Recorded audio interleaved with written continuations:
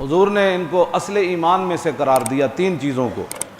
حضور نے فرمایا کہ کتنا بڑا بھی کوئی گناہ کرے نا، حضور نے فرمایا بندہ ہم اس کو کافر نہیں قرار دیں گے۔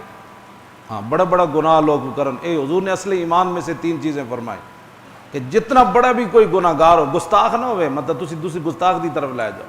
ہاں گستاخ کا مسئلہ اور ہے، یہ بالکل جدا گانا ہے۔ گناہ گار ہو جتنا بڑا بھی کوئی گناہ کرے، حضور نے فرمایا ہم اس کو کافر قرار نہیں دیں گے۔ سیاستہ کی حدیث ہے۔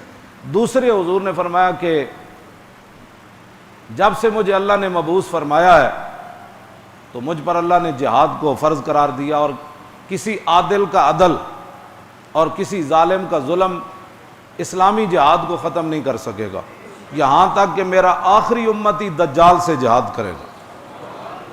یہ حضور نے فرمایا جہاد قیامت تک جاری رہے گا۔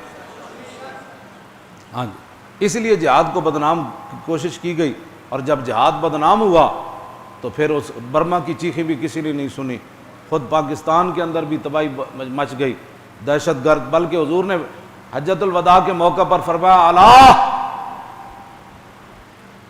فرمایا خبردار میرے بعد لا ترجعوا بعدی ضلالا، فرمایا میرے بعد تم نے گمراہ نہیں ہونا۔ گمراہ کا حضور نے آگے خود تعریف کی، یضرب بعضکم رقاب بعض، فرمایا میرے بعد گمراہ تم نے نہیں ہونا کہ ایک مسلمان اٹھ کر دوسرے مسلمان کی گردن اتارتا پھر۔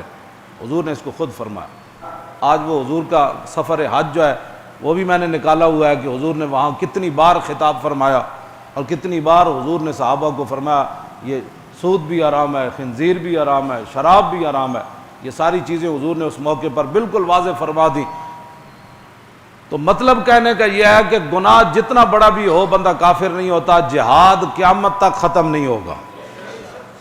ہاں جی، جہاد قیامت تک ختم نہیں ہوگا۔ کوئی آ جائے، حضرت عمر آئے جہاد جاری رہا، عمر بن عبدالعزیز آئے جہاد جاری رہا، اور شیر شاہ سوری آیا جہاد جاری رہا، اکبر جہانگیر آئے جہاد بند نہیں کر سکے، ظالم بھی آئے عادل بھی آئے۔ اور تیسری بات جو حضور نے فرمائی والایمان بالاقدار، کہ تقدیر کے اوپر ایمان رکھنا ہے۔